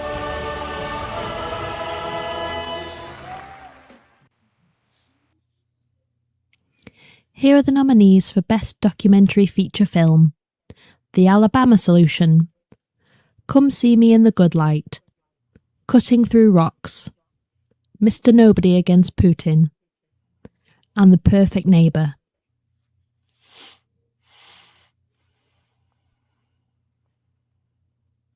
Okay. Sorry, Rob. I know you've messaged me about some It audio stopped. issues as well. Yeah, it was probably my foot tapping or something Okay. like that. So is my audio loud enough as well? I know you mentioned Should about do tap one terminal. little tiny notch and you're good. So, Okay, give me 1 second. but now we're halfway through, so it doesn't matter. It's all right. Sorry, you should have just said it out We're loud. good. Yeah. I know. Yes, which You messaged me in same the things the background. other day. When we did the red You did carpet. exactly the same thing. Yeah, we had the red carpet. The music, the vocals were on the what's it called on the feed we were showing it. I didn't want that, and I didn't hear it. Yeah. Everyone's like, "Yeah, it's kind of loud." I was like, "I'm sorry, guys, if you're watching." So sorry, Nick. I know Nick said something too. Oh, good. But yeah, so the Alabama Solution, a great documentary. It's almost like a real life Shawshank Redemption is actually happening across the state of Alabama, and really eye opening actually. The sort of the prison corruption going on there, or as it's portrayed. So that was a great documentary. I'd highly recommend watching that. Perfect Neighbor is about the stand your ground law in Florida and how a lady tried to hide behind that after she'd shot dead one of her neighbors, the mother of 4 children. And it's all kind of done with police body cam footage. It's a really, really good one. Come See Me in the Good Light. I saw that. That was a good documentary. Mr. Nobody Against Putin was really. What was the 5th one as well? I forget what the 5th documentary. Cutting Through Rocks. Cutting Through Rocks, yes, which was an Iranian one. So, yes. Sorry, Cutting Through Rocks I didn't see. I saw 4 of these 5. But yeah, Mr. Nobody Against Putin won the BAFTA, and so I decided that I was going to pick it, and I changed my mind at the last minute. I wish I hadn't changed my mind because it was my favorite documentary as well. It's a real eye opener about the Russian sort of war propaganda machine and how that kicked in. The teacher did it or something. Once Russia attacked Ukraine, and so the guy was on stage last night. The guy that's actually the teacher. He was the one that actually came up and spoke in Russian and had the translator. He obviously filmed things. He started getting watched by the police. He had to escape Russia with all of his footage in 2024, and obviously he's never been able to go back since. So a real powerful documentary, and it's gripping throughout. I'm disappointed I didn't pick it. Yeah, Jim just said that no one got it. No one picked this one. It was a watch. Nobody got. Yeah, it was. I think that's the first time any of us. Yep, all night. Have ever not even just this year. I think since we've been doing the Pub Talk Oscars, this is the 7th year that we've been doing. Really, this. It's the first. I think that's the first time. Wow. None of us have picked like out of everybody, like none of us have picked. On your notes, it says nominees to be determined. And Adam was telling me about the deal last night. Everything. Yeah. It's quite funny that the nominees to be determined. Yeah. Too funny. All right, let's move on. Okay, so the next one I think was so real quick, we're at Jim. Everyone's got the highest thing. You got 11. I got 11. Jim's got 11. Grace got 11 at this point. So right across the board. I'm looking at her. Yeah, we tied up with Jim by this point. We'd caught Jim. Yes. So Jim stumbled a little. So yes, but yeah, we'll do a recap of the scores when we get to 18. Right. Okay. I think this one's the 15th one coming up, as I recall, and it was for when I have it in just a second. There we go. It was for original score.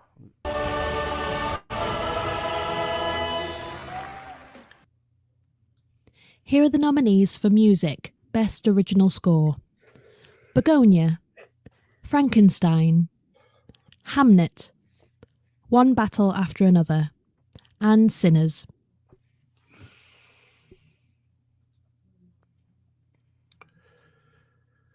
Not much love for Begonia. Is Begonia worth watching? Should I even watch it at this point? I love it. Love Begonia. Yeah, I recommend watching it. I thought it was really well done. It was funny. It was good. Yeah, you watch those clips. Entertaining. What the hell? Yeah, it's what like the hell? I was expecting it to be weird. Hey, Wishing Mouse, welcome in. I was expecting it to be weird but that's what Yorgos Lanthimos does with his projects. You know, if you look at The Favourite, if you look at Poor Things, Kind of Kindness, you know, he always does something a little bit out there.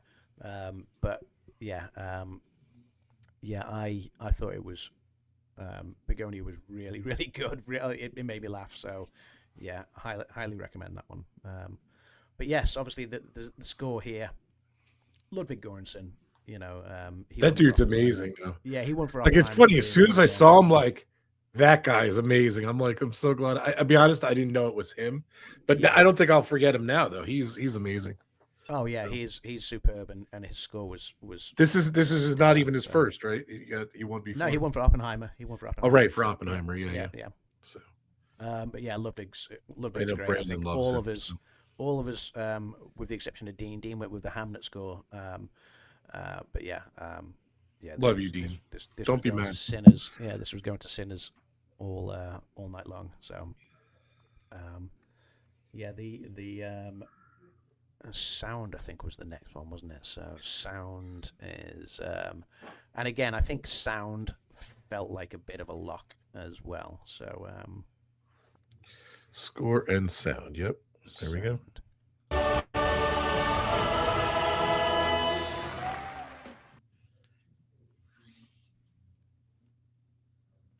Here are the nominees for achievement in sound.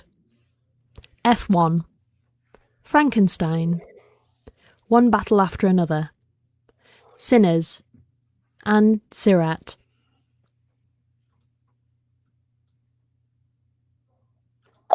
Sorry.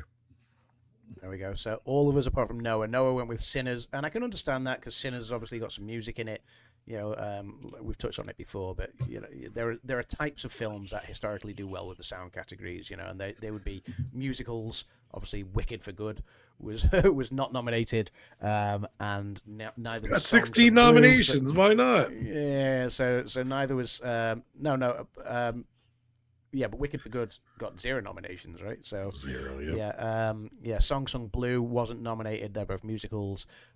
Sinners has got musical elements. I wouldn't call it a musical though. But then obviously war films. There was no real war films this year, and racing films, and obviously F1. You know, the sound design for F1, making sure. You know, I think Dan was explaining this the other day.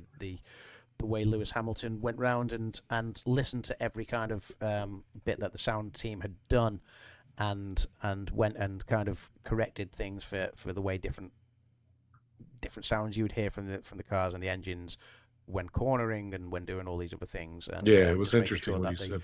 the sound design was completely on point. I think that was really really good. So I like levels of detail like that. So yeah, I think we all went with- Brandon put it last night too. He's like, if it's if it's a movie with cars, you pick it for sound.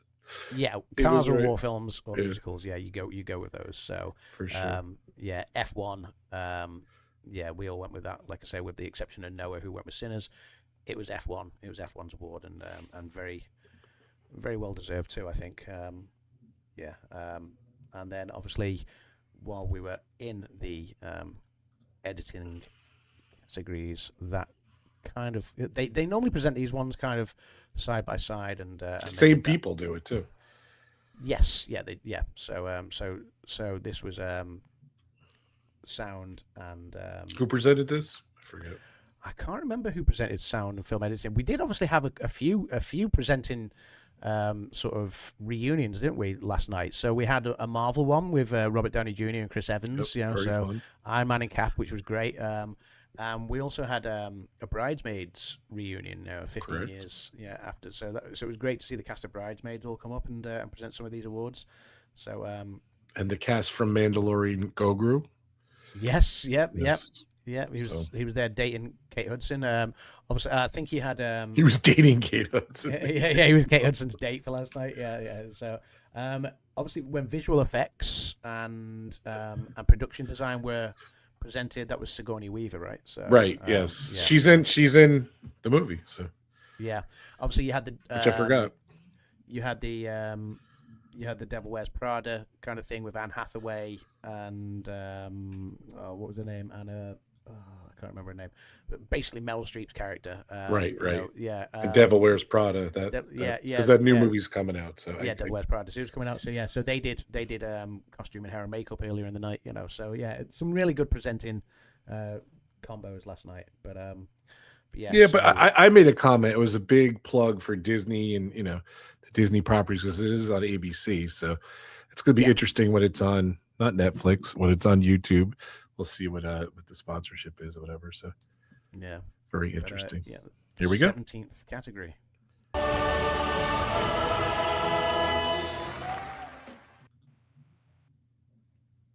Here are the nominees for achievement in film editing.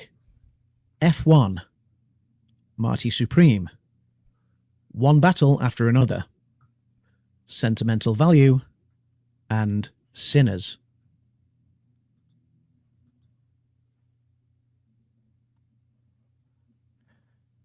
And there we go. Yeah, this one, a couple of people thought maybe Sinners for film editing. A couple of people thought F1 because, like we were talking about how sound and film editing can sometimes go hand in hand. Most of us did go with One Battle After Another because that had won the film editing awards throughout award season, and it proved again last night that I think at this point, film editing, I thought the winner of this might be a precursor for who was going to win Best Picture. Because film editing, cinematography, directing, they're normally the precursor awards, right? For who's going to take Best Picture. Not always. There's sometimes shocks. When Coda famously beat The Power of the Dog, for example, and things like that. I love those years. I kind of those I do and I years- don't. Those years, Like that year, I loved. So then it Parasite beat won. 1917 as well. Yeah. After film editing and cinematography went to 1917. So, like I say, there is there can be some shocks here, but when this one went to One Battle After Another, I thought that would probably be like the lock that meant One Battle After Another was going to win the award. But then the next award to be presented, give me 1 second. The next award, the 18th award, and then we'll do a check in on the scores again. But the 18th award to be presented last night was cinematography. So, like I say, you normally have film editing and cinematography. I went with One Battle After Another because that had won film editing all throughout award season. And for cinematography, we'll show that in a second as well. But I think I went with One Battle After Another. But this is how this one played out. So let's roll the video.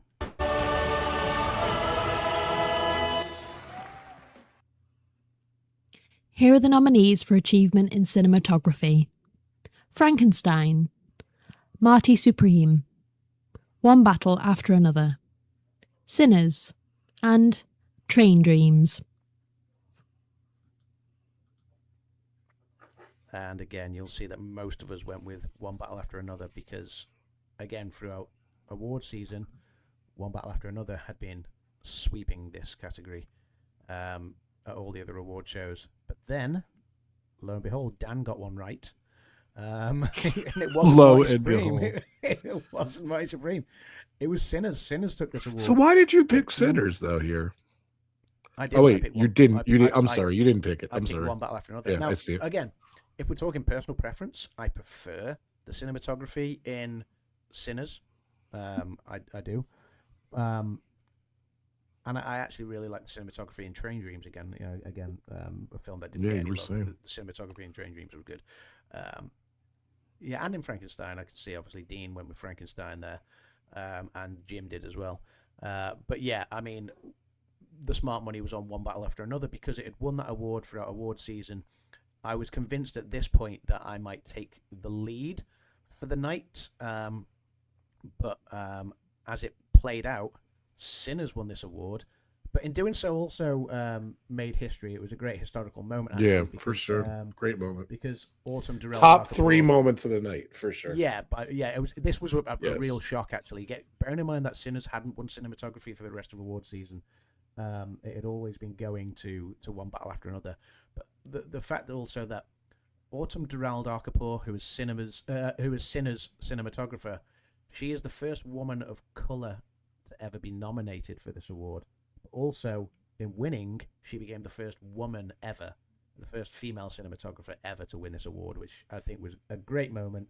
It was a real standout moment, and she asked all the women in the auditorium to stand up with her to share that. That was a nice sort of, moment. yeah, which was and it should be said as well. This was a year with the most nominated females ever. I think it was 78 females were nominated in total. It was the most 78. Okay. 70. It's either 76 or 78. Apologies if I've got the Like if there's one category, there's maybe 2 guys and a girl, a woman, or whatever. Like that. So yeah, So, makes sense. the most number of nominated females in Academy That's Awards great. history was 70. I believe it's 78. 76 or 78. But and Autumn Durrell Darkaport winning there was history.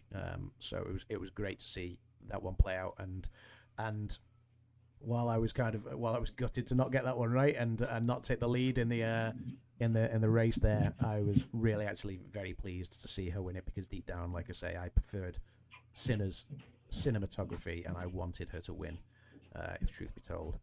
And that means that after 18 awards, let's see, you had myself, Rob, and Jim all tied on 14 apiece. Yes. What it? Yeah, because Jim had picked Frankenstein. I was convinced. I was convinced that I was taking the lead here. At one point you said we're gonna tie because we literally had the same exact picks. Like towards. I guess that's a spoiler, but I think it was right around here though. So I think maybe you have the next category or two. So. Yeah. Obviously, like I say, Sinners. I guess I just ruined it, but it's okay. Myself, Rob, let's see, JC and Grace, obviously, and Nick doing really well as well. JC caught up to Nick there, and then unfortunately, let's see, Dan was propping up everybody else with 6 at this point. Yeah, Dan, you did amazing. I'm so proud of you, buddy. So. 6. There's any consolation, people always kind of say that when it, like I say, this is the 7th year we've done this, and people always say, "Oh, Adam's the guy to beat." Or I think Grace made a comment the other night saying, "If my pick matches Adam's, she's happy." Like, don't take. I've been fortunate that we've had good years while we've been doing the pub talk stuff. There has been years gone by where I've sat there and made my predictions and got only 8 out of 24 correct. That's not true, but you didn't do as good. But... I swear that on Ebony's life that has happened before in years gone by, before we actually started doing this as a pub talk thing. So, yeah, there has been years gone by where I've got really bad scores. Yeah, well, me too, but it's me and that's you, so I don't know.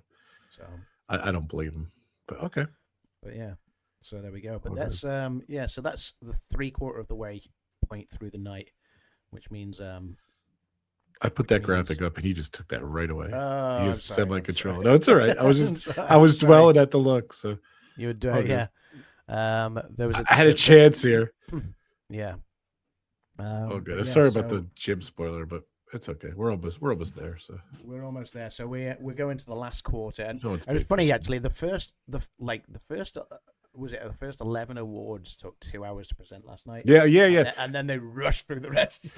Well, it's so funny. I'm like, at some point, I'm like, oh, I'm liking the pacing here, and I think maybe what did I say? I didn't like the pacing. Maybe during the Memoriam, but I don't know. At some point, I didn't like the pacing. So it was just bizarre that, like Adam said, the first half was a small amount of words, and then they just knocked them out. And and the funny thing is, it started at 7, it ended at 10:30. That's what the projected time to end was. So you're hitting at 10:30. You're not hitting at 11.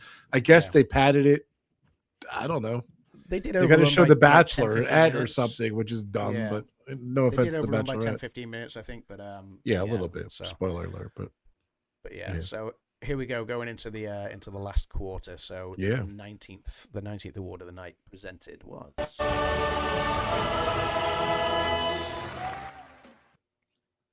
Here are the nominees for Best International Feature Film. The Secret Agent from Brazil. It Was Just an Accident from France. Sentimental Value from Norway. Sirat from Spain. And The Voice of Hind Rajab from Tunisia.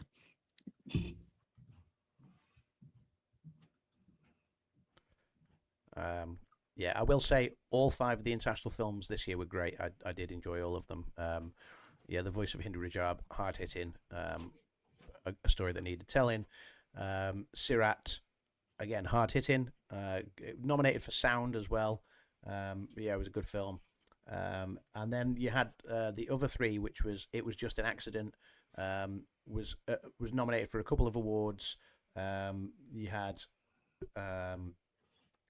2 Best Picture contenders there as well. So The Secret Agent had 4 nominees and 4 nominations, and Sentimental Valley had 9 nominations. All 3 of them won awards at the Cannes Film Festival. The Palme d'Or winner was actually It Was Just an Accident. It didn't seem to have the love going into the Oscars. What's the Palme? Explain the Palme d'Or the, winner. the Palme d'Or is like the biggest award at the Cannes Film Festival. Okay, So, you did tell me that, but I want you to explain. I think if I'm not mistaken. So you get different awards at Cannes. The Palme d'Or is the biggest one, and like I say, that went to It Was Just an Accident. If I'm not mistaken, The Secret Agent won the jury prize, and Sentimental Value won the Grand Prix. So, again, big awards. Is it because it's a French film? I don't know. It's not normally like the reason necessarily. Like, Okay. The Zone of Interest was a Palme d'Or whenever in the past and things like that. So. But Sentimental Value, I think most of us went with that because it did do a lot of the hard running. It had 9 nominations and was talked up. It was talked up quite a lot earlier in awards season, even though it sort of wasn't getting spoken about so much later on. But it did seem to become a 2-horse race between Sentimental Value and The Secret Agent, and Sentimental Value did win. So. Yeah. I have a question in a left field. I know Conan brought up something about Amazon not getting nominated for anything. Do they still make movies anymore? Like, I don't even was there a movie that didn't get nominated that Amazon made?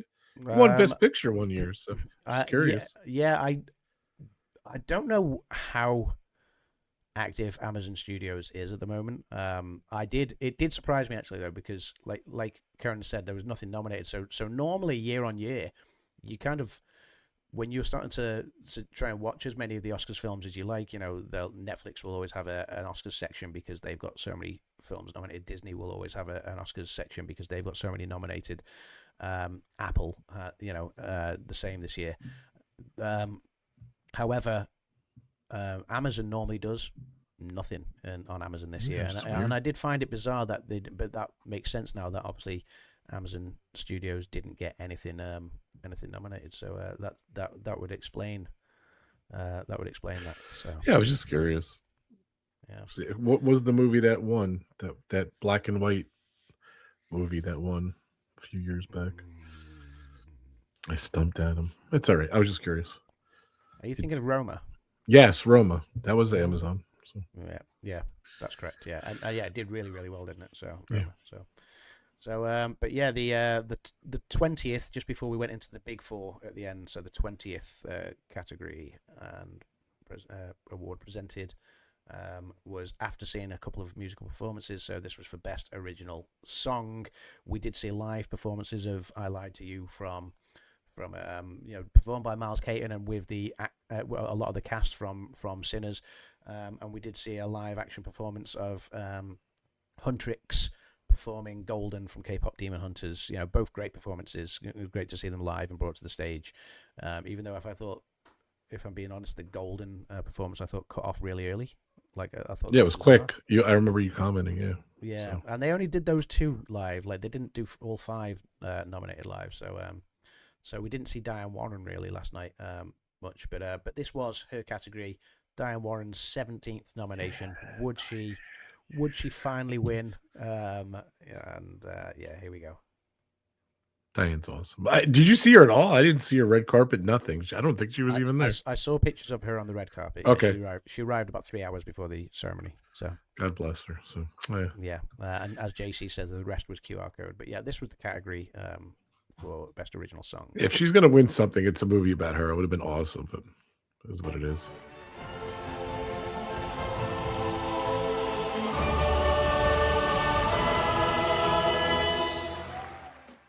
Here are the nominees for Music Best Original Song. Dear Me from Diane Warren, Relentless. Golden from K-pop Demon Hunters. I Lied to You from Sinners. Sweet Dreams of Joy from Viva Verdil. and Train Dreams from Train Dreams.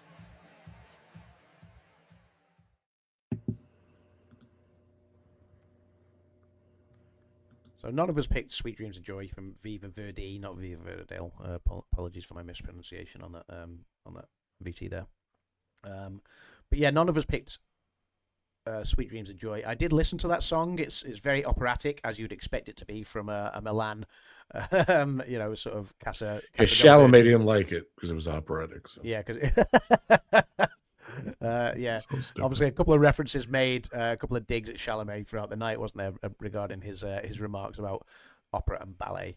Heightened security, Conan O'Brien said, because they were afraid of attacks from the opera and ballet community. So, but yeah, this was a record set for the first ever K-pop song to win an Oscar. So I do like the song. It's so catchy for sure. It is a good song. So Her speech. it's a shame because I really loved I Lied to You, and I thought their live performance was beautiful. But yeah, all of us, with the exception of Dean, went with Golden from K-pop. Dean's a rebel. He's such a Dean rebel. is a rebel. He really is a rebel. You don't care. So Love Dean. Love that guy. So good. but yeah, and then we hit the big four. So so how you feeling around now? How you feeling for the whole awards?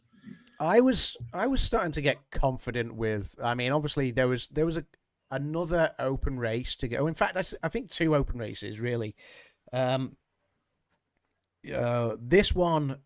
This next one, not so much. I think I had an idea where it was going to go, although the conversation had opened up a little bit, especially after the cinematography win. So I had backed Paul Thomas Anderson to win directing all the way because he'd won it all throughout award season, but then with cinematography, one battle after another had won for all of award season and then didn't win last night. So it did make me start to question, like, could there be there had been a big surge in popularity for Sinners when one battle after another had done all the heavy running early on, the heavy lifting earlier on. So we'll see. But see. yes, we were right about one thing. It could have went either way. So it could have gone either way at the end. It was certainly a 2-horse race. It wasn't just it wasn't a one and done lock, which made it more entertaining, more interesting. But this was for achievement in directing. Generally, Oscars, their own. What's the saying? They're their own horse or whatever. They're their own entity. They don't. A lot of times it's from the other award shows, but sometimes it could go either way. Like it was kind of a little bit of both this year. Yeah.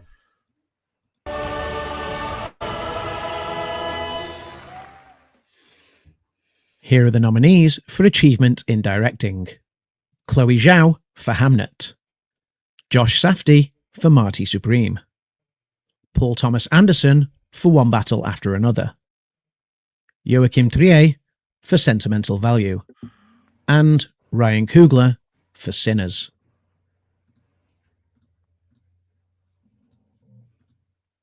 I'll get there. Yeah, so this became a 2-horse race, really, between Ryan Coogler and Paul Thomas Anderson. Obviously, Chloe Zhao, only the 11th nomination, I believe, in director history for a female.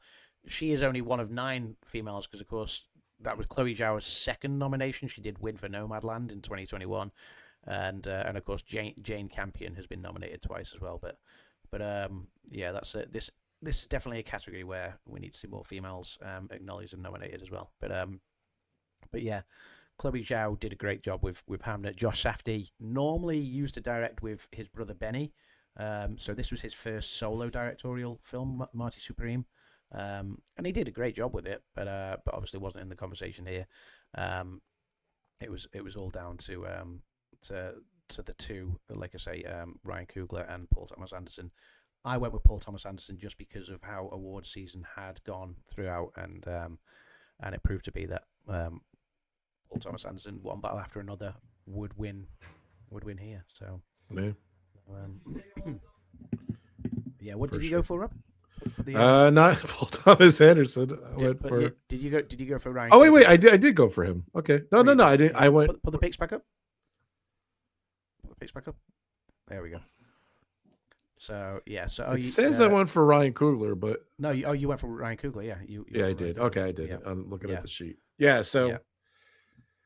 at that, I again 50-50 or whatever, and as a coin, and I I picked the wrong one on that one again. So that was and it's just kind of that bad decision.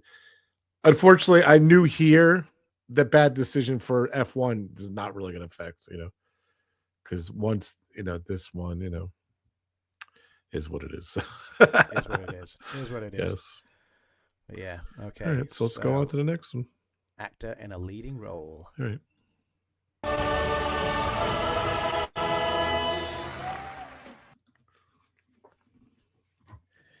Here are the nominees Hey, for I'm doing performance my by an live- actor in a leading role. Timothy Chalamet from Marty Supreme. Chalamet. Leonardo DiCaprio from One Battle After Another. Ethan Hawke from Blue Moon. Chalamet. Michael B. Jordan from Sinners. And Wagner Moura from The Secret Agent. Five great performances. I really did enjoy everyone's performances this year. This had, from early in award season, become Chalamet's Oscar to lose, and he did. Like, it went to Michael B. Jordan. And a few people, just to clarify here, I think a lot of people think that the controversial comments from Timothy Chalamet in the press recently, or on a podcast, wasn't it, with Matthew McConaughey? He made some comments. Almost disparaging comments about opera and ballet, which obviously, a few people made those digs at him last night, and a few people wondered whether that would hurt his chances for an Oscar. It didn't, because what happened was, when those comments came to light, that was on March the 5th, and that was actually the day that the ballots closed for the Oscars. So there wasn't enough votes to be cast that could affect him, really. Michael B. Jordan won this because Michael B. Jordan had a surge in votes beforehand. If you go back to the BAFTAs in February, Timothy Chalamet didn't win at the BAFTAs. It didn't go to Michael B. Jordan either. It went to a British actor for the film, I Swear.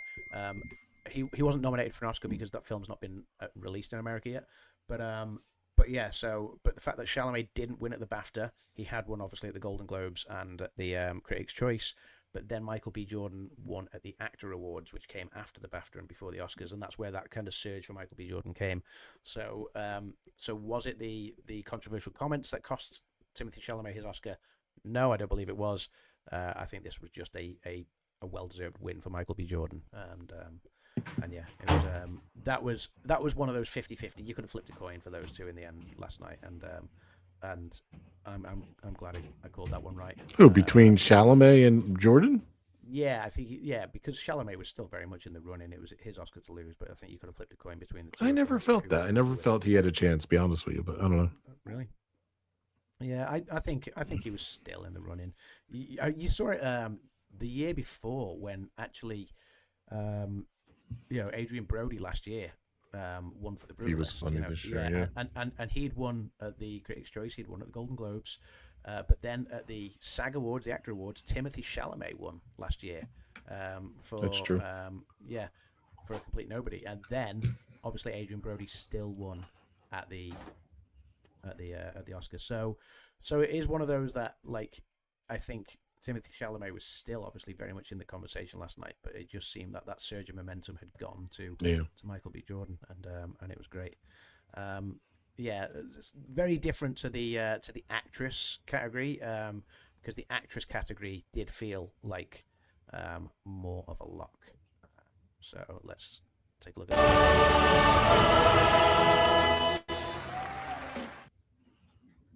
Here are the nominees for performance by an actress in a leading role. Jessie Buckley in Hamnet. Rose Byrne in If I Had Legs, I'd Kick You. Kate Hudson in Song Sung Blue. Renata Reinsver in Sentimental Value. And Emma Stone in Begonia.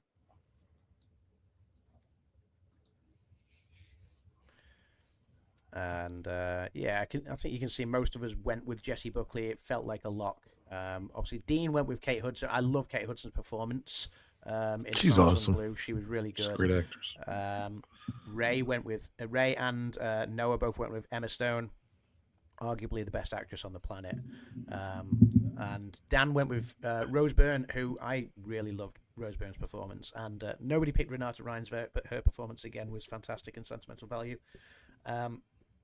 Jessie Buckley, though, a great win.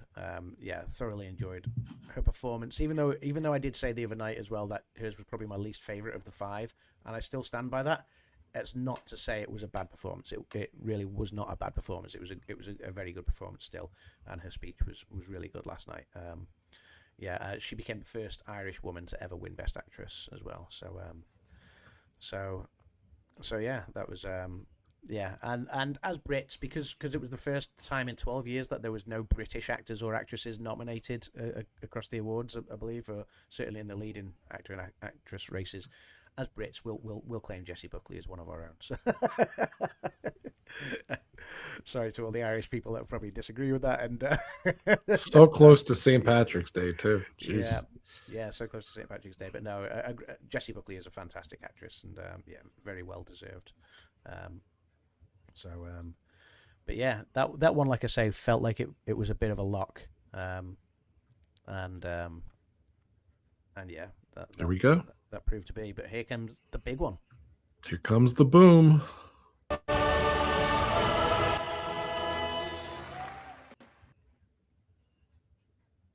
Here are the nominees for Best Picture. Begonia, F1, Frankenstein, Hamnet, Marty Supreme, One Battle After Another, The Secret Agent, Sentimental Value, Sinners, and Train Dreams. Poor Train Dreams. Or Train Dreams, yeah, like you say, it was it didn't win it. F1 at least won something. Sentimental. So Begonia didn't win anything either. Nothing. So Begonia didn't win anything. F1 did. Frankenstein took 3. F1 took 1, I believe. Hamnet obviously took 1 with Jessie Buckley.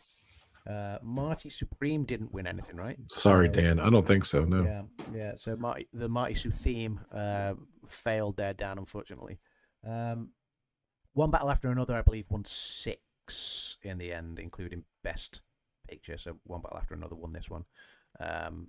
As we said, it was a toss-up between this and Sinners, and with One Battle After Another taking director and film editing and casting.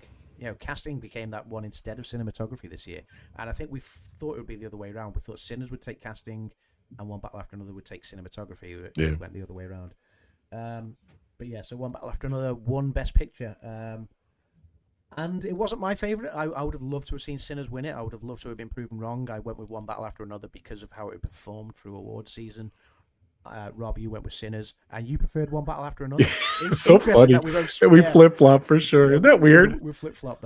I did not like Sinners very much. I thought it was good. Didn't love it. And then I saw One Battle After Another the other day, and look, it's a wacky movie. Movie, but it was intense. I love the intensity of build and everything. It was good. And I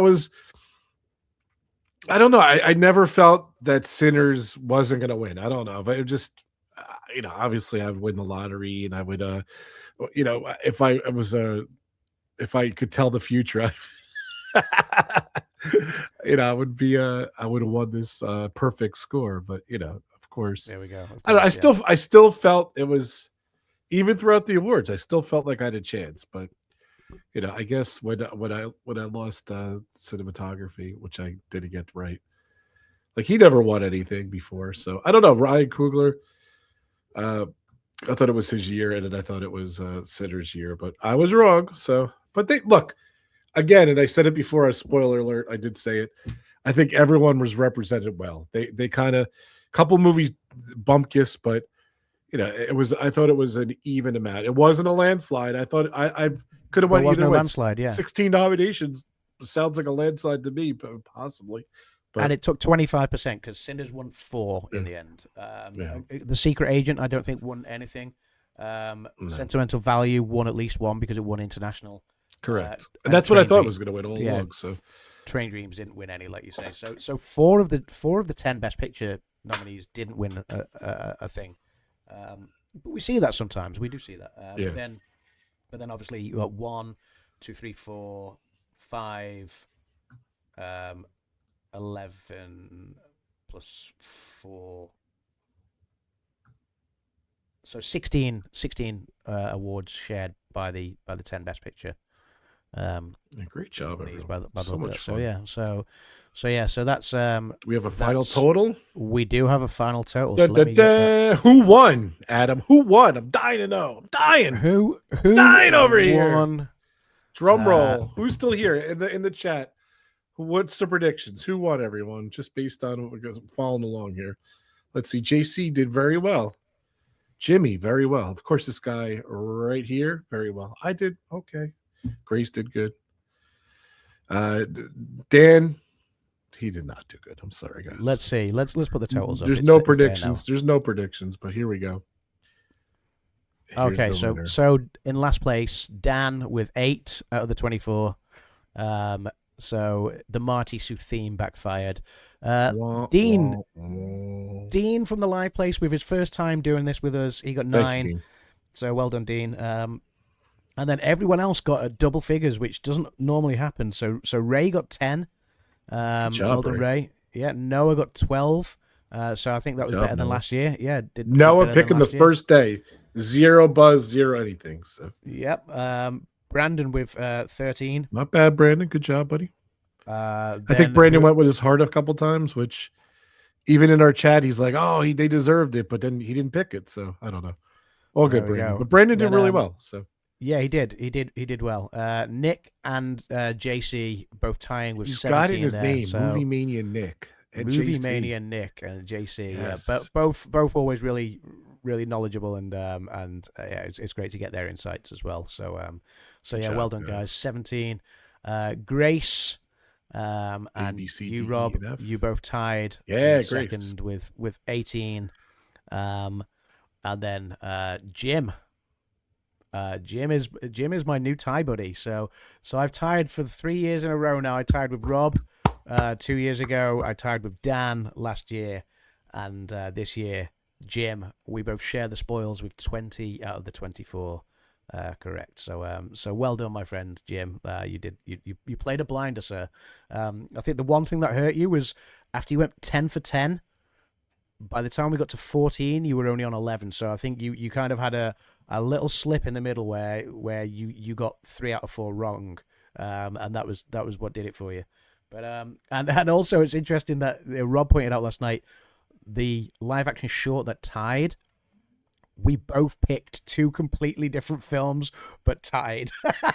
That's because you picked The Singers, I picked 2 People Exchanging Yeah, Saliva. I kind of spoiled that earlier. Sorry. Both of them won. So yeah, as Conan predicted it. Conan's prediction was 22 million people's ballots have just been pools have just been spoiled, and that's it. That had that just been one winner, then one of us would have won last night. Yeah. Between Jim and myself.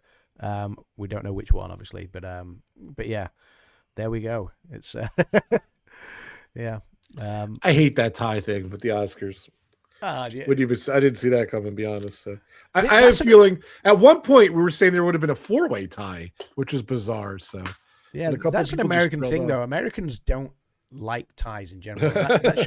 It's true. Like Americans don't True. like ties, I and don't that's like that's the why you guys in your sports, a lot of your sports, you'll go straight into overtime and try to determine a winner. Whereas like a big thing over here in British Soccer. sport, whether it's football, whether it's cricket, even you can play 5 days in cricket and still draw the match. There might not be an outright winner. Football is not always an outright winner. You get a point for a draw rather than for a tie rather than 3 points for a win. So yeah, it's just one of those things. But yeah, I get the desire to have an outright winner, but the Oscars do not like the word winner.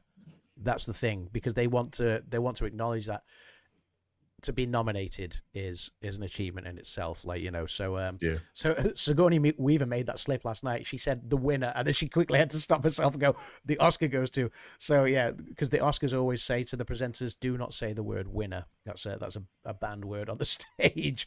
It's meant to say the Oscar goes to, because it's just celebrating your achievements. You know, for sure. That's all it For is. sure.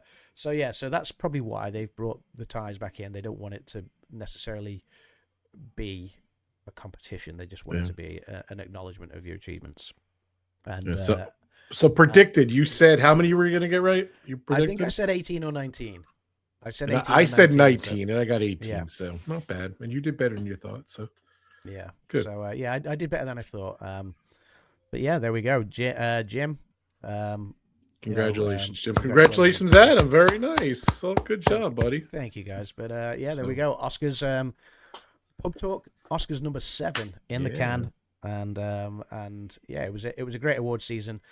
But after watching 45 of the 50 films, after creating umpteen graphics and video clips and new intros for the show and things like that, I'm ready to go and have a rest, take a breather. Nice. Are you going to go back and watch the ones you didn't see, or you don't care at this point? No. The only thing I'm going to rewatch is the Oscars again.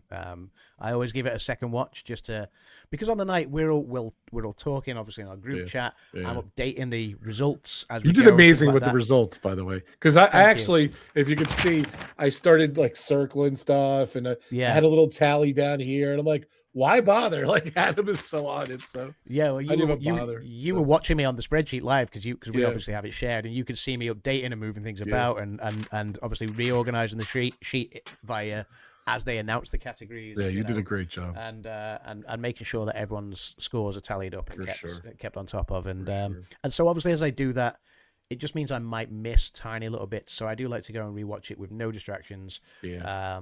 You know, and just so that's what I'm going to do tonight. Is I'm going to open a beer. I've still got tons of popcorn. I've got a bag of I normally eat salted popcorn. I've got a bag of popcorn that is called Wicked popcorn. You know, which I bought.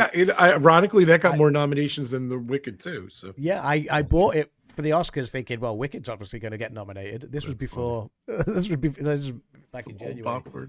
Yeah. So yeah. So awesome. So I'm the colored one, is that what the multicolored popcorn? Yeah, purple and green. So yeah. Very nice. So I'm going to go and eat some Wicked popcorn. I've still got a load of chicken and loaded chicken. Nice. Stuff. Yeah, I've got a load of chicken and stuff to eat. So I'll rewatch the Oscars, eat myself to death, and enjoy a much deserved rest. I think. You can rest while you're producing 2 films. Good luck. So, yeah. You told me he's going to go watch some TV shows, which is good. So yeah, I'm. The studio is on my list of things to watch. I want to see it too. I think I would watch it. And also know that Scrubs has been rebooted. I'm going to get on top of Scrubs. I'm not a Scrubs fan. I love Scrubs back in the day. So. Yeah, one thing I noticed, Conan kind of disappeared the second half. They didn't really show him as much, which was kind of weird. But you often see that with the host. Sorry, JC, I've just seen your comment from a few minutes ago as well. In my heart, I wanted Kikuo to win its category, but Frankenstein. Yeah, I said this before you joined the chat as well. I backed you up here, and I actually said if JC was here, he would agree with me right now that Kikuo deserved to win makeup and hairstyling. Yeah. I still thought it would go to Frankenstein. I think we all picked Frankenstein with our heads because of how award season had gone. But hand on heart, Kikuo deserved that award. And yeah, I suppose you can say that about a few different films where one film maybe deserves it more, but another one wins it from a popular vote almost. For sure. Yeah. Well, thank you, everyone. Good show. Do you want to talk about the ending, what happened with Conan, or that's kind of a spoiler if you didn't see the certain movie? I'm not going to spoil it. I think I spoiled it.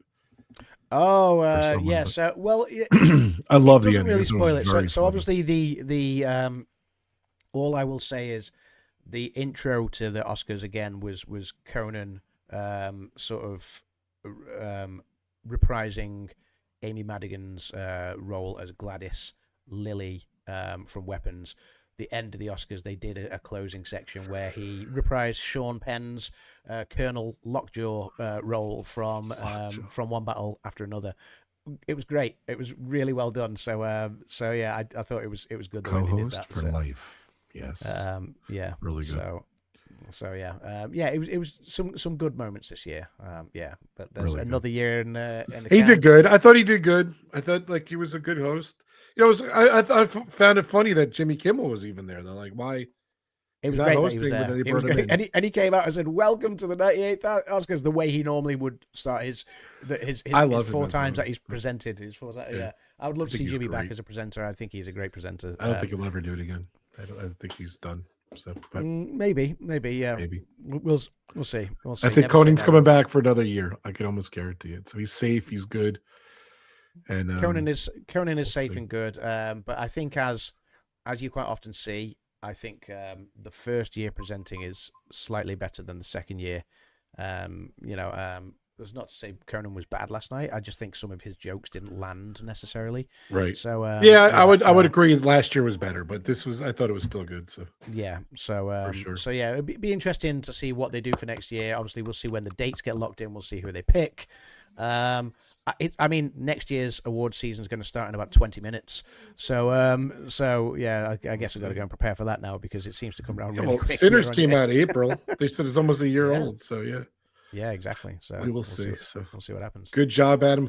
Amazing shows we did. I can't believe we're done. Another year of Pub Talk, another year of the Oscars. So another year of the Pub Talk Oscars.